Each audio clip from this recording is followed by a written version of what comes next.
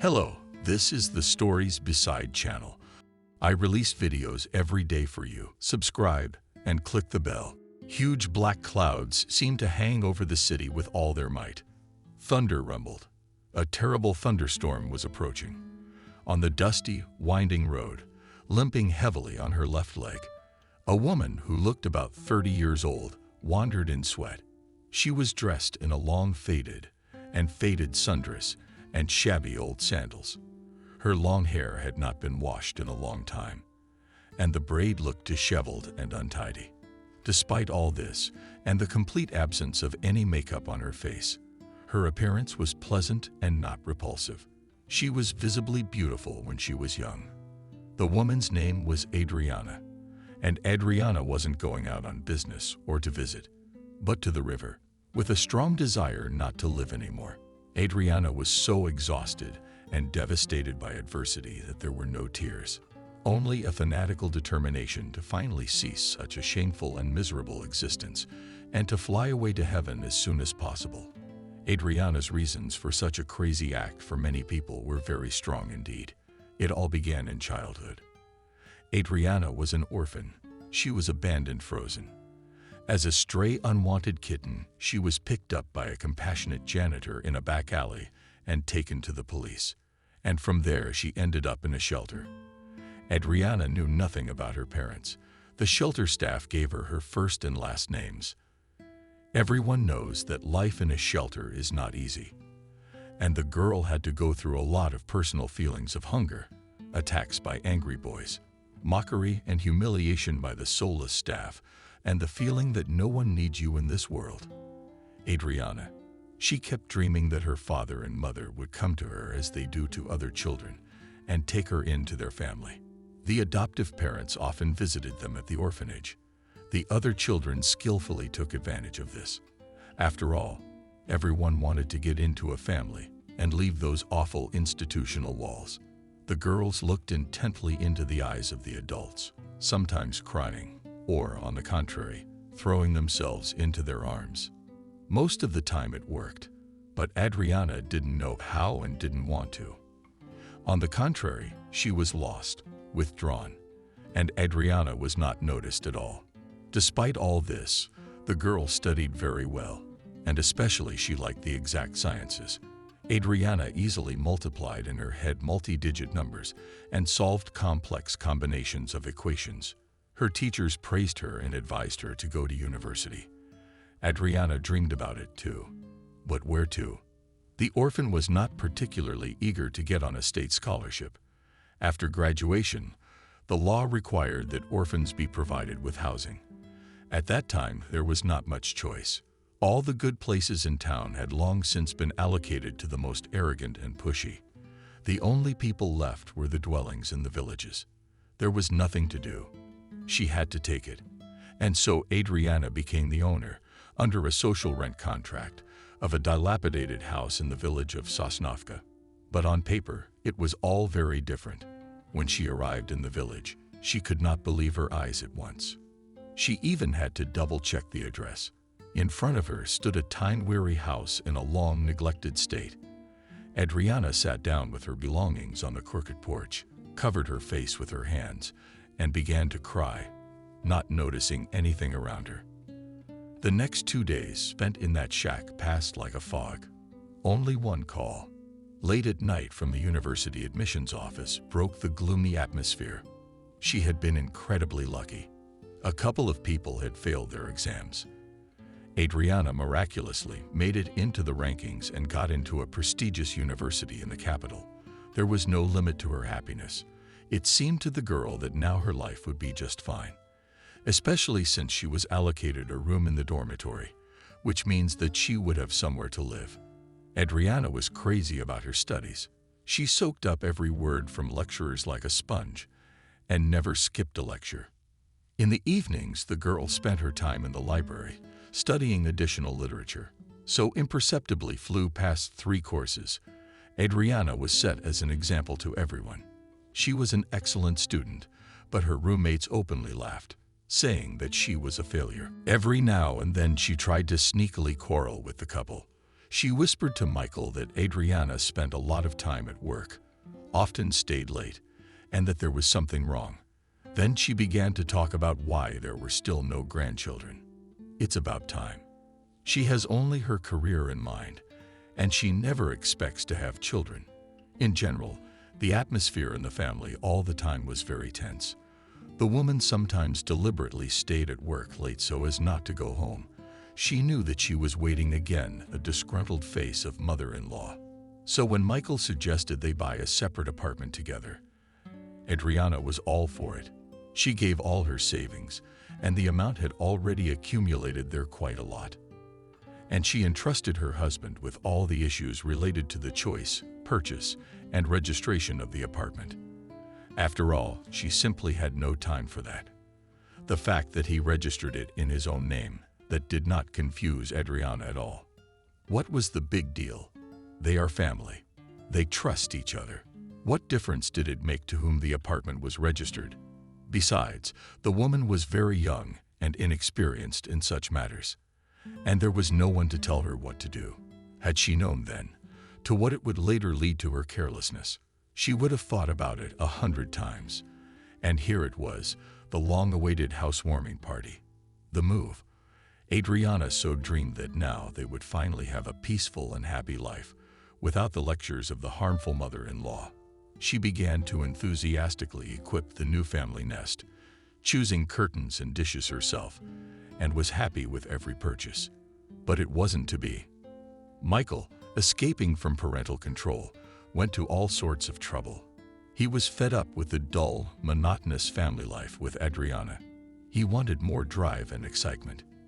He considered his wife a terrible nuisance. She had everything on her schedule, and her youth was passing. The man was no longer turned on by the insanity of his wife's caresses. He got bored, wanted novelty, sensations, and looked for them in nightclubs. Riding home in the morning, tipsy, and with the smell of women's perfume on his jacket. Adriana cried, begging her husband to change his mind. The couple quarreled often. She did not understand why Michael had changed so much. He had become alien and cold. It was as if all those passionate nights and declarations of love had never happened. Moreover, the more she tried to please her husband, the more obnoxious he became. The woman became very nervous. At work, she made unforgivable mistakes. She understood their marriage was bursting at the seams, but what to do and how to save it did not know. And then one day, quite unexpectedly, Michael proposed to her at dinner. "I've taken a trip to a ski resort at the recreation center for the weekend. Let's drive just you, and I'll go skiing, because we've become strangers. We're fighting like cats and dogs. Do you mind?" Adriana jumped for joy and hugged her husband tightly. She had long wanted to rest and relax herself, but all had not been going well lately. The more so that the woman had never been on the sea, to say nothing of a ski resort. And here they were on a huge steep slope. The snow dazzles her eyes and sparkles, and such a beauty all around. And the air is so clean and fresh. And the air is so clean and fresh that it makes your head spin. Adriana had never seen such beauty in her life and looked down in astonishment. The view opened up mind-boggling slopes and vast plains, spruces covered with snow, as if wrapped in a huge coat and all white. Michael has been skiing great since he was a kid, and this is not the first time he has come here. Unlike Adriana, who had never skied before, the descent seemed to her unrealistically high and steep. The instructor told her not to come down here for the first time. There were some safe, gentle beginner slopes. Why take such a risk? But her husband insisted she was a coward. "Let's go.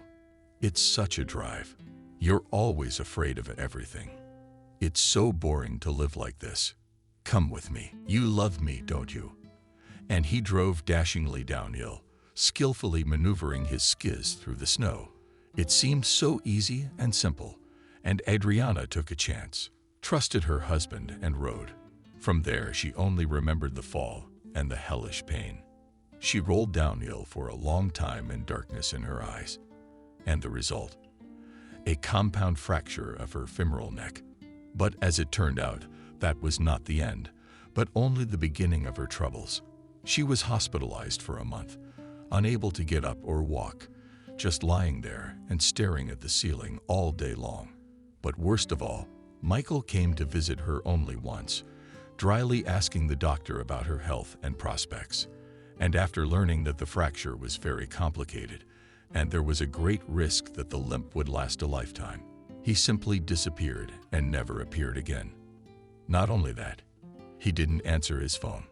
Adriana dialed his number hundreds of times and heard only one thing. The caller's phone was turned off or out of range. Adriana cried and understood nothing. How could it be? Well, her husband couldn't have disappeared. 2 months later, she finally got out of the hospital. It was as if she were out of prison. Limping badly on her left leg. The fracture hadn't healed properly. More surgery was needed, but the woman had no money for it. And then something terrible began to happen. She barely made it home on the bus and started turning the key in the lock, but it just wouldn't move in any direction. The woman didn't understand anything. She so wanted to hurry, finally be home, take a hot shower, and find out again. Where was Michael? And then the door was opened to her by a complete stranger, an elderly couple. They stared at the stranger dumbfounded. "Sweetheart, what are you doing? By what right are you trying to break into someone else's apartment? We'll call the police." Adriana jumped up and down. "I don't understand how it's someone else's apartment. It's my apartment. I bought it with my husband. Where's my husband? He and I lived here at the time, until I was in the hospital with a fracture. My husband Michael and I am Adriana, his lawfully wedded wife. So explain to me what's going on here." The old lady went out and got her papers. "Look, we just bought this apartment. The owner was registered alone. Michael, that's right. No one else was registered there. The deal was done as it should be, and it was notarized. So I'm sorry, everything is fair. There's also something left over from the former owners, some papers, because we didn't know where to put it." Adriana opened the envelope with trembling hands. It contained the certificate of divorce, where it was written in black and white that she and Michael were no longer husband and wife. To be sure, it was like some kind of delirium or a bad dream. As if in prostration, Adriana left the entrance and drove to her workplace. But they wouldn't let her in either. The only thing they gave her in the personnel department was her work card, with a note stating that she had been fired for truancy. What a twist. Adriana tried to explain that she had broken her hip and was in the hospital, and she had her sick leave on file, and her husband was supposed to report everything. But they wouldn't listen to her. They said it was too late. They had already hired a new employee to replace her. That's all. The woman was desperate, so she ran to Michael's parents at the mansion. She wanted to find out the truth by all means and find out where her husband had disappeared to. There had to be some explanation. She could not get her head around the horror of it all. Her brain simply refused to comprehend everything. But her mother-in-law answered through the intercom. "Get out of here, you little beggar." The apartment was Michael's, and he had every right to sell it. And now he lives with another woman. And she, unlike you, has status and a rich dowry. I hope they get married soon. What did you want? Or do you think he should spend the rest of his life with an orphan? Lame and childless. Marrying you was a big mistake to begin with, and I've told him that 100 times. Don't come here again, or I'll call the police. Okay. You're nobody to Michael anymore, and you have nothing to do with our family." Adriana shouted. "What kind of bastards are you? I hate my things. At least give them back to me. Where did you put them? I have to wear something." My mother-in-law answered clearly. "They were bought with Michael's money." All right. I'll have the security guard bring you something." Adriana freaked out. "Don't you think I've ever worked anywhere? My salary may have been less, but I was also investing in my family. How can you do this?" 5 minutes later, the guard threw a small bag of clothes in her face and pushed her roughly. "You were told to leave. The mistress is nervous. She said to get you out of here." Get out of here before it gets worse." Adriana waved and staggered away, limping heavily. There was nothing to do. She had to buy a ticket and go to her home country, to her God-forsaken village. For the road she gave the last penny she had in her purse. There was no more money at all. Adriana was stuck in a stuffy, dusty bus, hoping to live in a shabby house for a while. And then she would see. But when she saw the pile of charred heads where the house had burned down, she just sat on the ground and burst into tears. Hate was bubbling and raging inside, anger and resentment overwhelming her. Why? Why had he done this to me? What had I done to him? I loved him truly, sincerely. Bastard, bastard. He took the last of me and left me without a roof over my head, and he went to his mistress. So he used me as a beautiful toy. And when he realized that I was bored and even lame, thrown out of my life as unnecessary trash, where to go now? What to do? The woman got up and staggered back to the station on foot for 3 kilometers. She could not go anywhere. She had no money and no belongings either. She looked in her bag. There was only a pair of sweaters, jeans, and one jacket. That was all she had earned and gained over the years of marriage. All she had on hand was her papers. For another month she wandered around, sleeping at the train station, trying to beg, but she was hardly served, because Adriana was terribly ashamed to do so. The woman did not know how to beg, to press pity. She just stood with her head down, and that was it. Not only that, many were ashamed of her. A young girl, they said, but isn't she ashamed of begging? Adriana waited until someone left a bun or a cake and grabbed it, greedily choked on it, and drank the rest of the tea. She was disgusted by the smell of her long, unwashed body. Her face was covered with a thick layer of dirt and dust. And the main thing is that there is no light, and will not be. And then, Adriana could not stand it. What was the point of living like this? Better to drown herself. To hell with everything. What's the point in continuing this miserable existence? I'm simply turning into an animal. With these thoughts, the woman waddled to the bridge and leaned over the railing. She took a deep breath. She looked at the black, menacing sky for the last time. She plucked up her courage and threw one leg over for a jump. Suddenly, an expensive car pulled up behind her. Behind the wheel sat a nice, well-groomed man in his 50s. He looked at her dumbfounded, then shouted out, "Hey, what are you doing? Are you going to fall down? You'll drown. The current is fast here."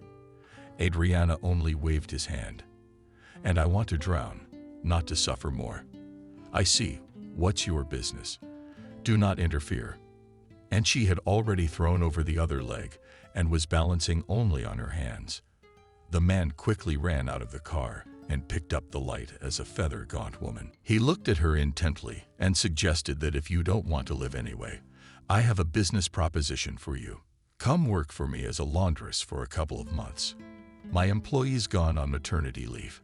I couldn't find anyone to replace her. You'll live there in the back, and then you can go and drown yourself.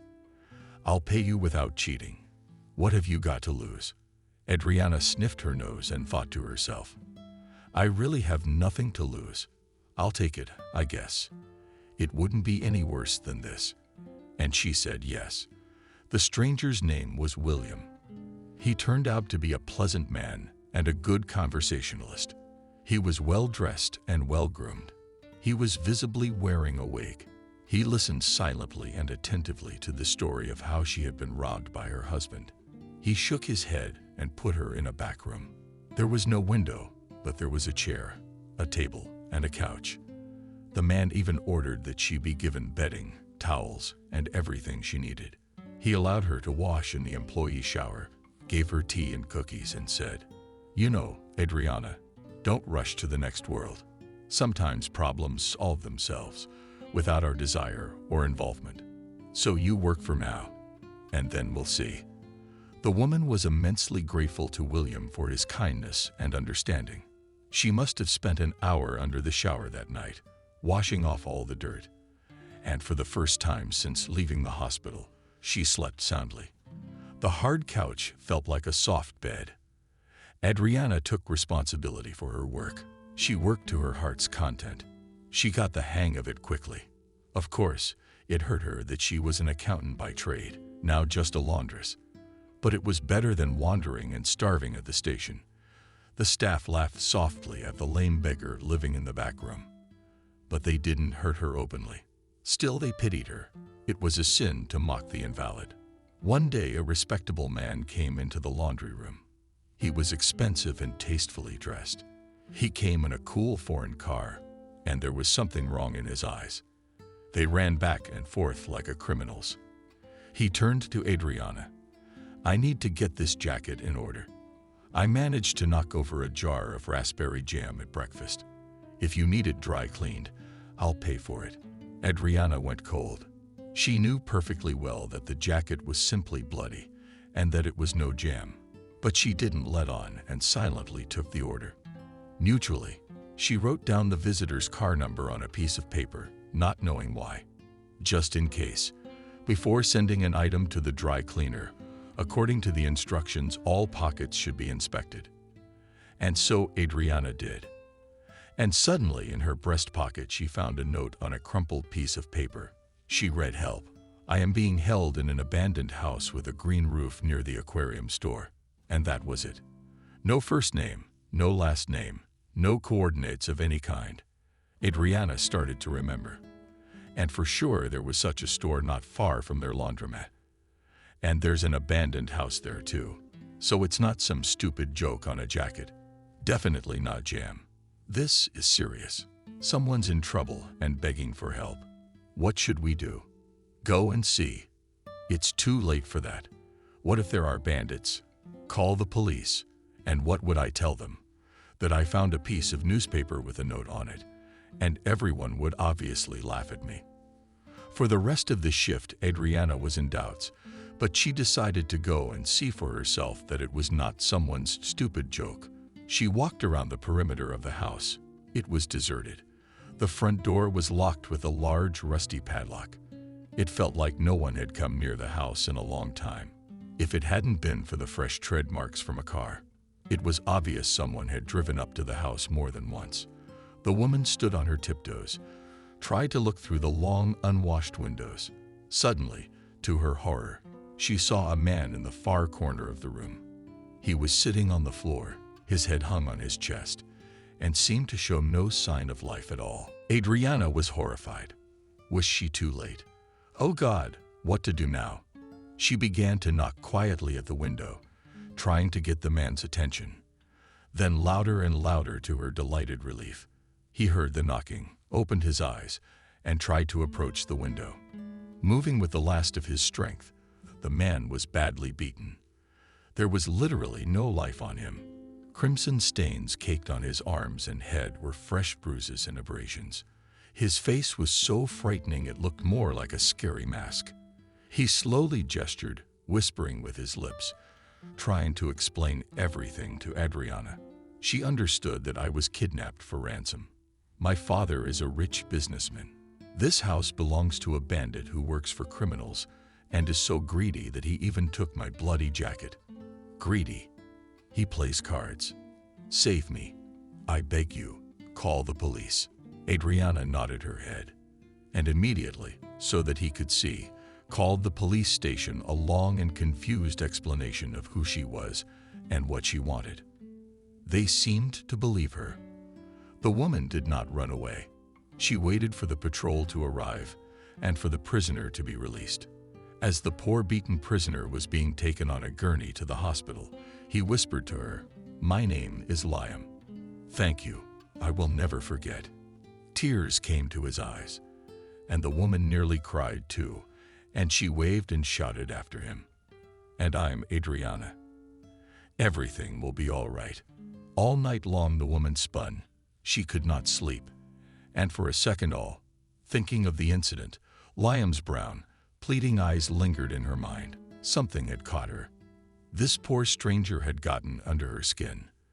The day after her shift, Adriana showered, let her hair down for the first time, bought bananas and tangerines with her last money, and went to see Liam at the hospital. At first, they wouldn't let her in because the man was in intensive care in a serious condition, but then they took pity on the sad and lame woman and allowed them to see each other. Adriana was horrified when she saw Liam tangled in wires and sensors. His eyes were open. He saw her and tried to smile. The woman waved at him. She sat down next to him on a chair. She didn't know what to say. She just sat there, stroked his hand, and whispered softly, "You know it's going to be okay. You're going to be okay." A man told me that sometimes grief goes away, and the problem resolves itself almost without your involvement. And I believe that now. Get your strength back. I'll come back tomorrow. You can. The man's eyes moistened, and he nodded weakly. So Adriana began to go to him as if to work. The staff got used to her and stopped cursing. Liam's father, on the other hand, came to him very rarely and only for 5 minutes. He would dryly ask how his health was, and referring to his business, he left. Adriana did not understand how it was possible. After all, her son had miraculously survived. He escaped from the clutches of scoundrels, and his father did not care. When Liam was transferred to a regular room, he decided to have a frank conversation with Adriana.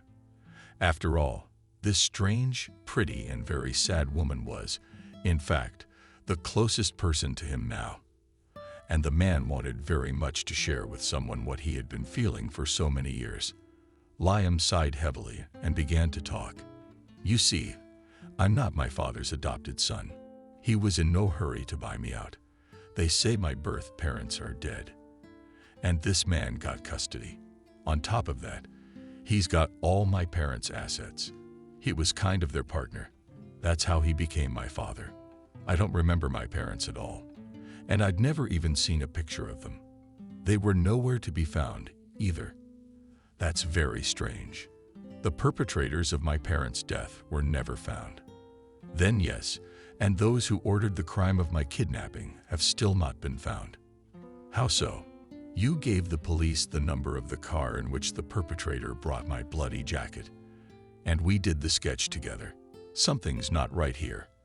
I'm sensing my father's not happy that I survived. You can see that in him. I'm like a hindrance to him. Ever since we were kids, our relationship has been cool. He often looked at me strangely. I don't even know how to say it. It gave me the creeps. No affection, no warmth. I never felt from my father. It hurt me a lot when I was a kid, and then I got used to it. I never told anybody about it. I trusted you for some reason. And now, when I graduated from university and started infiltrating business corporations, our relationship fell apart." Adriana replied, "Now I understand why he visits you so seldom, and you have such a dry relationship. Yeah, that happens. I'm sorry to hear that. But at least you have a father, even if he's adopted. I grew up in an orphanage. I was born like a prodigal puppy and thrown out to die. And then my husband did the same thing.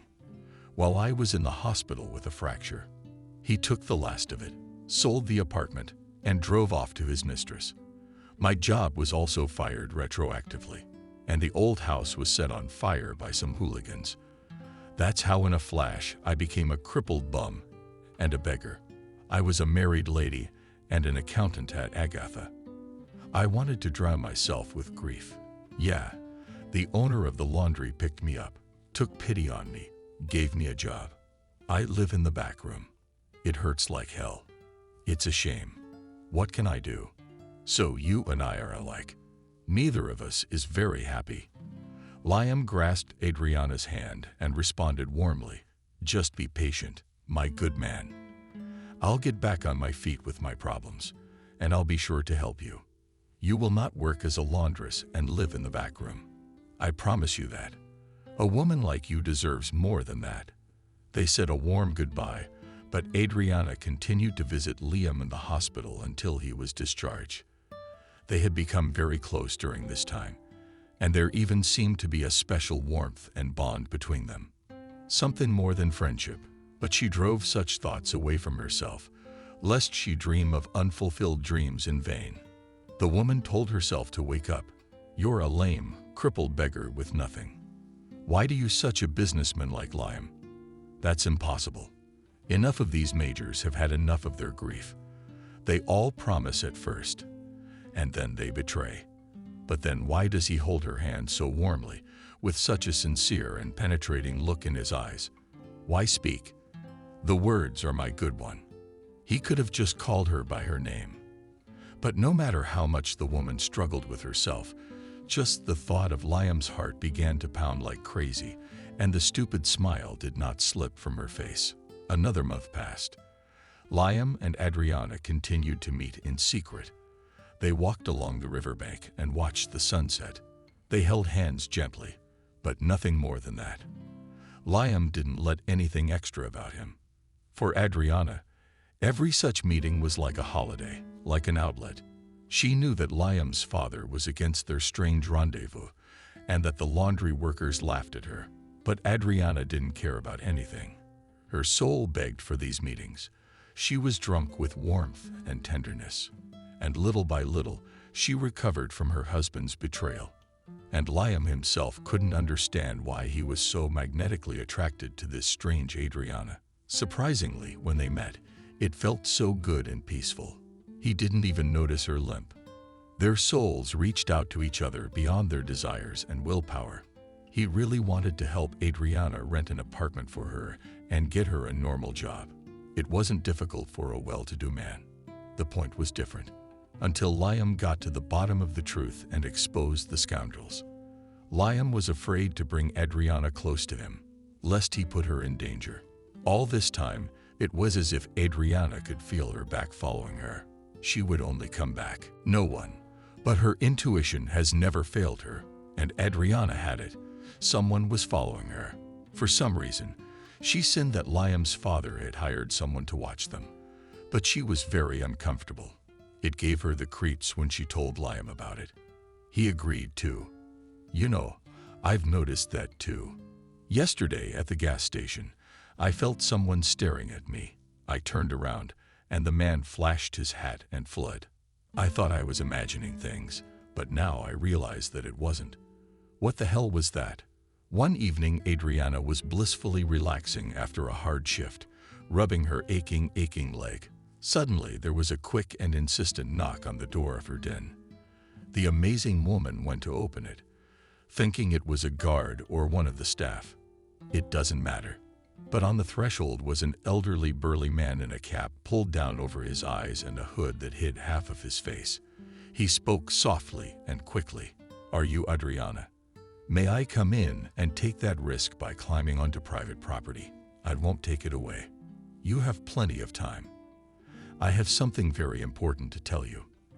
Adriana silently stepped back and let the stranger pass. Though she was very anxious, she wondered what he had in mind.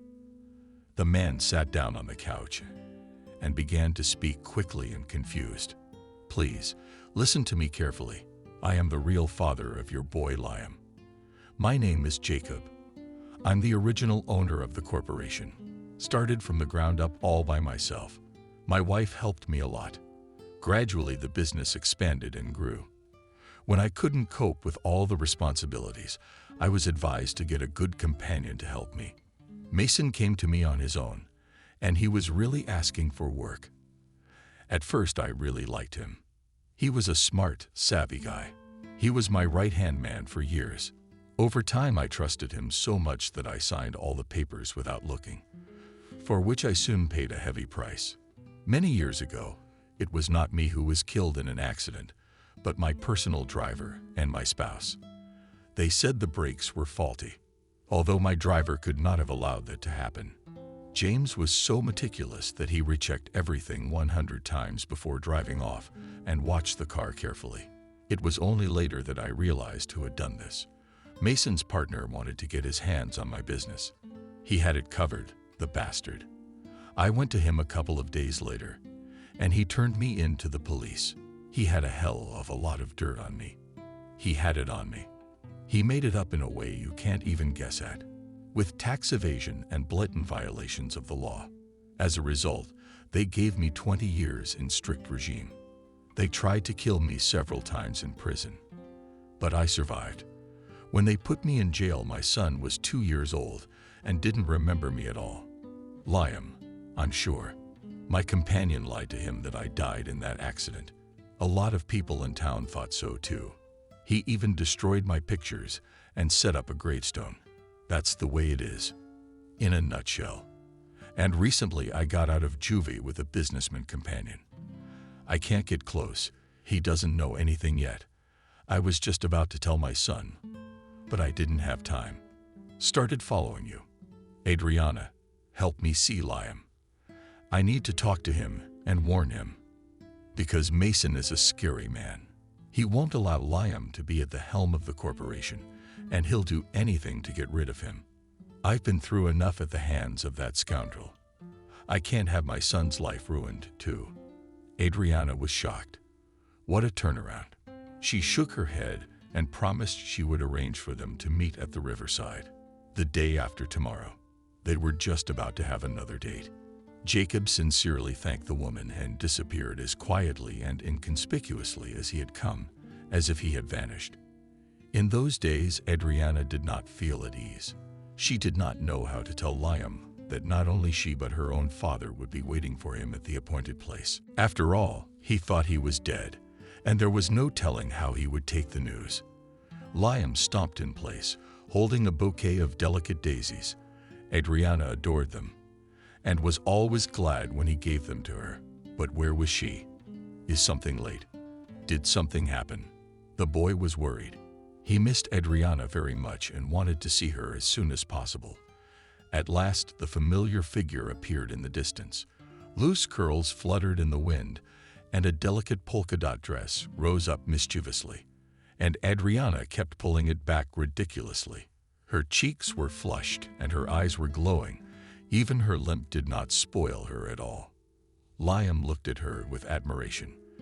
They kissed each other amicably on the cheek, and Adriana said excitedly to Liam, "We have a difficult date tonight. There is a man who really wants to talk to you. He's the one who's been following me and you lately. But there's a good reason for that. Don't worry about it. But your own father is alive. He didn't die in the accident. Your stepfather did. He set the whole thing up. Well, your dad can tell you himself. Shall we go?" Liam was stunned. Liam was still standing there, not knowing if it could be true or not.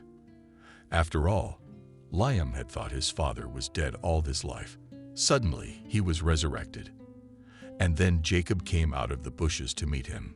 He walked timidly toward Liam, looked warmly into his eyes, and said, "Hello, my son. So we meet at last. Can I give you a hug? I've been dreaming about it for so many years. You were only 2 years old when they put me in prison. I still remember you as a cheeky, rosy-cheeked toddler. And now look at you, a real man." Liam stared into his eyes and knew it was true. After all, he was very much like the man. The same eyebrows, the same look, the way he tossed his head back. There could be no doubt. It was obvious that Jacob had been beaten up by life, but the resemblance was stronger nonetheless. When they embraced sincerely, Liam felt such warmth inside. Probably for the first time in his whole life, the same warmth he'd missed all his childhood. He brushed away a tear that had escaped from an excess of emotion and began to ask him about everything. "How glad I am, Daddy, that you have found you, that you are alive. But how did it happen? Mason told me since childhood that you and Mom died in an accident. I didn't even have any pictures of you, and the cemetery only had a memorial, that's all. If you survived, why are you only now deciding to find me? Where have you been all this time? I don't understand. There's so much time lost. We could have communicated." Jacob grinned sadly and sat down on the edge of the shore. Everything had gone wrong that day. My wife and I had an urgent business trip to run. I was the one who was supposed to be in that car. But as fate would have it, I got a call and had to stay home late. So I put the driver behind the wheel. And when I found out about the terrible tragedy and that all the channels were reporting my death, I decided to hide. I knew right away something wasn't right. It was Mason I came to see. I trusted him unconditionally. He put me in jail for 20 years. Mason had fabricated some dirt on me and had been preparing it for a long time. That's how my closest man, my partner, stabbed me in the back. That's how I ended up behind bars. They tried to get me there more than once. Look at the scar, but by some miracle I survived. I got out recently and decided to come looking for you. So I followed you and Adriana. I'm sorry. I don't want anything from you. Son, I just want to warn you. Don't trust Mason. He's a scary man. He'll set you up. I don't want him to ruin your life too. But the scoundrels do not even suspect that I am alive. Not only that, there are documents hidden in a safe place, proving that I am the owner of the entire corporation, and Mason is just my companion. But I don't know how to get to them. Liam was indignant. He was shaking with anger. The bastard. I can't believe he put you behind bars. And his company. And now he's trying to take me out too. I'm sure he had something to do with the kidnapping. He took his time with the ransom, and he obviously wasn't happy to save me. But he'll get what's coming to him. I'll get Mason out in the open. We'll set up a meeting. Right in our house, and you take all the documents so we can catch the scoundrel. Father and son devised a whole revenge plan. After all, evil must not go unpunished. After the father left, Adriana and Liam took a long walk along the riverbank, discussing the incredible meeting with the father. It got chilly, and Adriana shivered.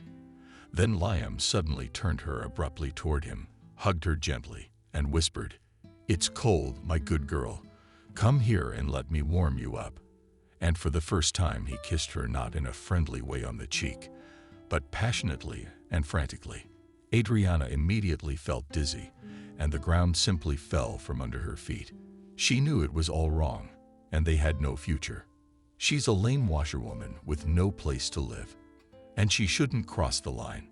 But it was too late. The voice of her heart completely drowned out the voice of reason, and the woman gave herself to the avalanche of passion without reserve. They loved each other until dawn. They made a fire and enjoyed each other. When it was already light, Adriana suddenly woke up and came to her senses. She frantically searched for her clothes. "Oh, what am I doing? I have to go to work soon. Liam, I'm so ashamed. You're going to think I'm a girl of the neighborhood. I gave myself away on the beach like that. But I don't regret it, and I'll remember it as the best night of my life."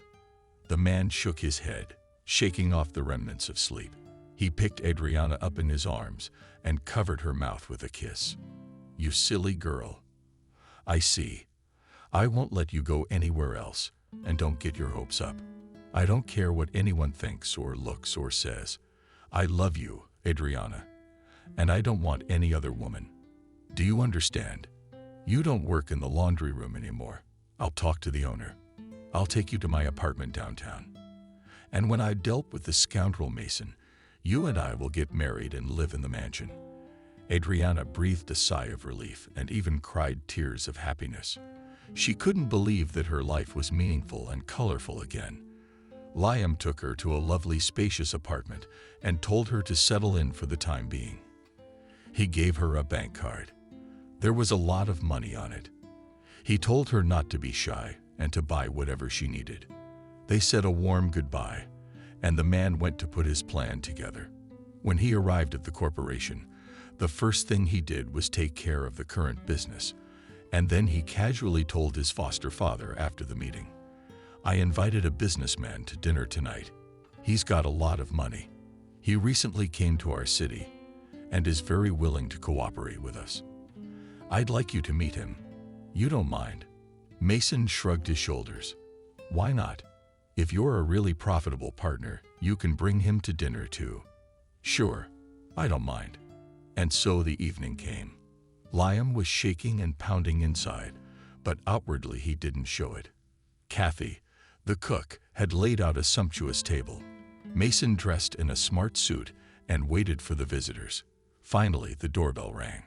Jacob entered the living room. Yes, he had grown old and his hair had turned gray. But he looked all right. Liam had taken care of his appearance beforehand. So the man, too, was dressed to the highest standard and held a solid leather briefcase in his hands. Mason was taken aback and was speechless. The former companions silently and intently stared into each other's eyes, as in a duel, without blinking. Jacob started first. "Well, hello, Judas. How are you living off my money? I see you don't deny yourself anything. Didn't expect me to survive. So it was a surprise. You sent thugs to my prison twice. They almost managed to send me to the afterlife. What do you think I'm gonna do now? Sit back and watch you lie to my son for years, telling him I was dead, knowing full well that I was behind bars." Mason began to twist and turn when he realized he had nothing to justify himself with. "Look, Jacob, let's not get excited. Let's split the capital in half and go our separate ways." "I agree." Jacob laughed right in his face. "I don't think so. Now I've got all the proof that it's just my business. I'll go to all the authorities and prove it, and you're gonna have to get in my shoes. Try it out in prison." Mason went pale and sweaty, clutching at his heart. Liam called the police and an ambulance at the same time. His head was spinning. Could it really be true? And for so many years he had called Daddy the man who had essentially murdered his parents, who had mangled several lives at once. It was hard to comprehend. At the same time, Adriana was hard at work. She cleaned the apartment, cooked a delicious dinner, and decided to clean herself up a bit so as not to look like a pauper. Especially since Liam allowed her to spend her money without limits. With a sinking heart, she entered the salon. It was so pleasant in here. It smelled of expensive fine creams and perfumes.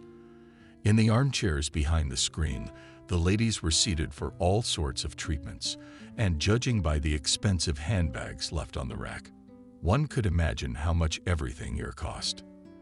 The girl at the reception looked sternly at the lame tramp in a wash dress dyed with time, and she wrinkled her nose, then reluctantly asked, "You are not by any chance the wrong door? We have a decent place here." Adriana became very hurt and embarrassed, and she spoke softly. "I just wanted to get a new haircut, and a manicure too. Don't get any ideas, I have money." The girl smirked sarcastically. "Have you even seen our rates? Businessmen's wives come to us. Not your equal. The social shelter for the crippled across the street is that way." Adriana suddenly burst into tears and ran out of the car with a bad limp. She wandered without knowing the road and sobbed profusely. Liam rushed to the apartment in the evening and joyfully shouted from the threshold, "I'm home, dear. Well, how did you settle in, my good man? I'm going to tell you a story. Can you imagine what happened today? My father and I brought the scoundrel out in the open. The man couldn't wait to share such important events with his beloved, but no one answered him." Liam was very surprised and went into the kitchen. Soup smelled intoxicating on the stove. On the table was a baked pie, carefully covered with a napkin. But Adriana was nowhere to be found. The man rushed from room to room in a panic, not understanding what could have happened during the day, and where the bride had disappeared to. And then he noticed a note in the hallway. There were only a few lines. "I love you very much, Liam, but we can't be together. I don't want to embarrass you. I'm a lame beggar and you're a tough businessman. We're not equal. I'd rather die than be mocked all my life. I'm sorry for everything." A man's not feeling well. The blood rushed to his head. He tried feverishly to figure out where he should look for Adriana now. After all, he knew for sure that he didn't need anyone but her. Liam rushed to the laundry room.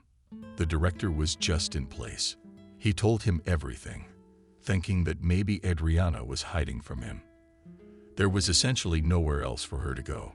William was so worried that he even took off his wig and kept blotting his wet bald head with a handkerchief. "Go to the bridge on the river at once. I'm sure she's there.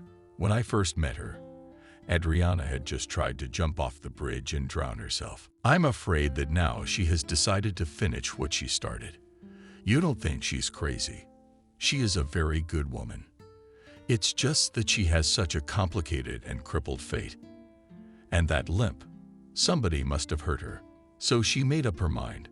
She needed to learn to accept herself for who she was. Liam didn't listen and dashed off to the spot. He flew as fast as he could, afraid he would be too late.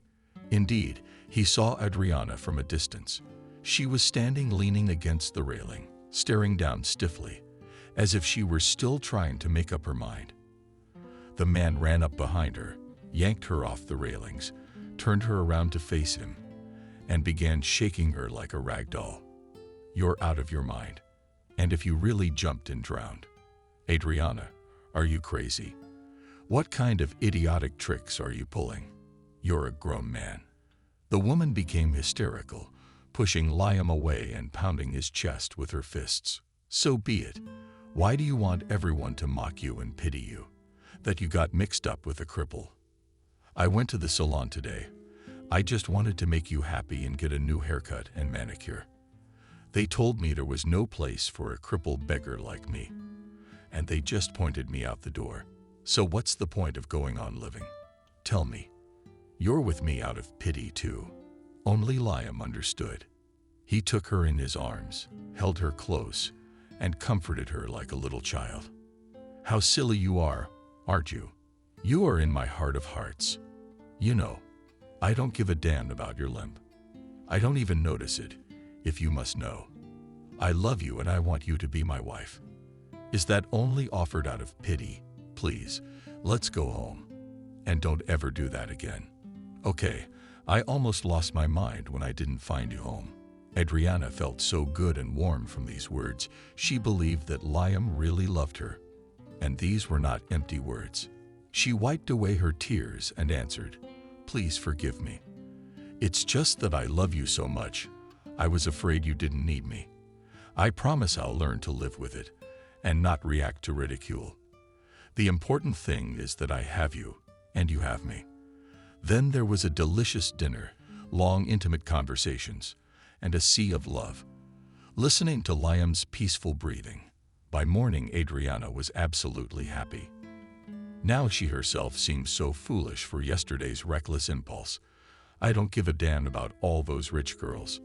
Let them watch and be jealous that a man like Liam had fallen in love with her." With that thought, the woman finally fell into a serene and sweet sleep. After the rogue mason was apprehended, and after checks and proceedings, he got what he deserved. Liam, Adriana, and Jacob moved into the mansion and decided to live together in their family heirloom. Adriana happily became its mistress. She kept order, fed the men delicious dinners, and looked forward to seeing Liam home in the evenings.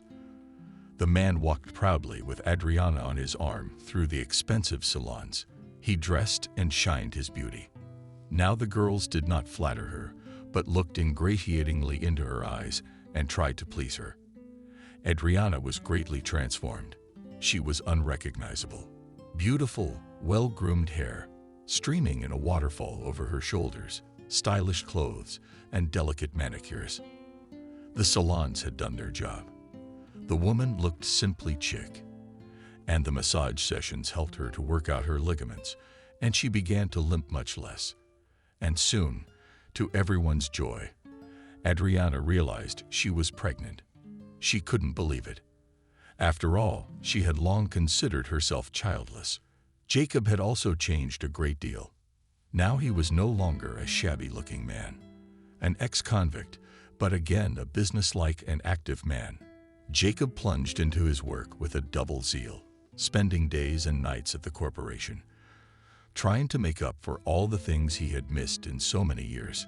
He and his son were very close, literally on the same page. They communicated a lot now, consulting with each other.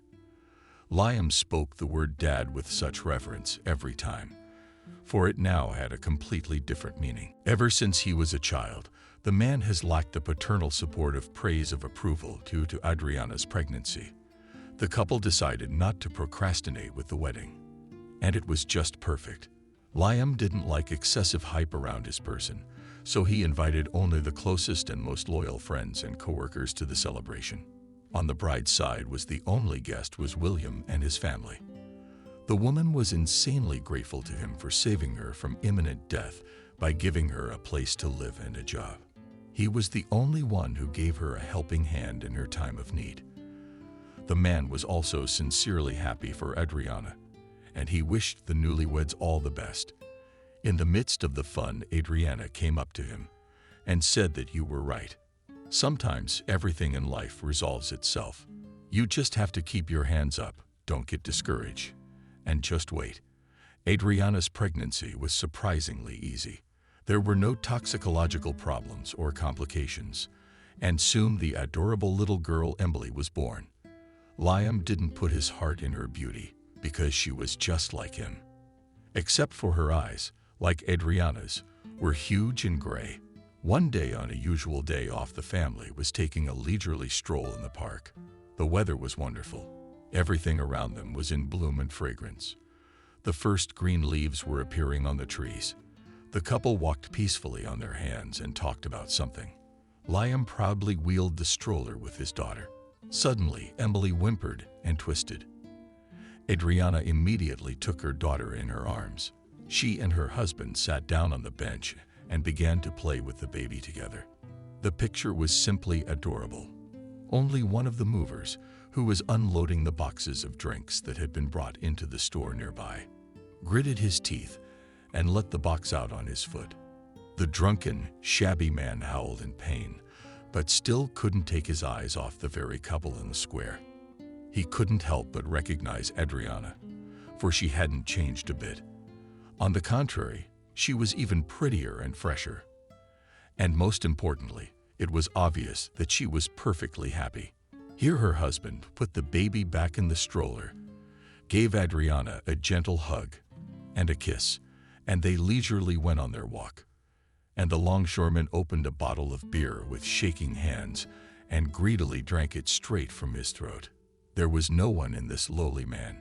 It was hard to recognize the formerly famous businessman Michael. Life had thanked him profusely for all the meanness and nastiness he had done to Adriana. His mistress, whom he traded for his orphaned wife, took everything from him, as she worked for a competitor. She gave them all the information about the company, and they made sure that Michael was left with nothing. His parents passed away after a serious illness. All his friends and former partners turned their backs on him at once. Who would want a loser? Without a penny in his pocket, with grief, Michael began to drink. At first, he thought he could stop at any time, but as it turned out, he couldn't. Now he lived a miserable existence, worked as a longshoreman here and there, and rented a corner of a hostel. When Michael saw Adriana, so beautiful, happy with a baby in his arms, everything suddenly turned upside down in him. He only now realized at that very moment what a woman he had lost, how crippled her fate, and she was probably the only one who loved him sincerely and truly.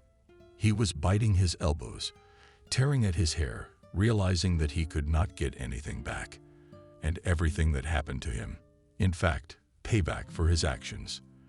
There was a proverb saying that all bad things come back tenfold. Liam enveloped his Adriana with such care and love, like a warm plaid. Sometimes it seemed to the woman that all the horrors that had happened to her had been in some other parallel life that did not belong to her at all.